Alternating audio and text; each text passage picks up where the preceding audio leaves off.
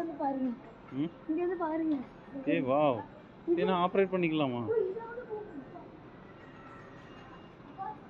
இவள எடுக்கலாம் வந்தா இவ ஒரு லூசு.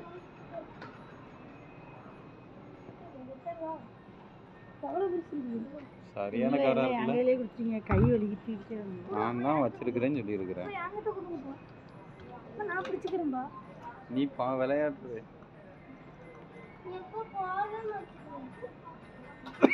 அவங்க பேட்டரி போடாம வச்சிருக்காங்க.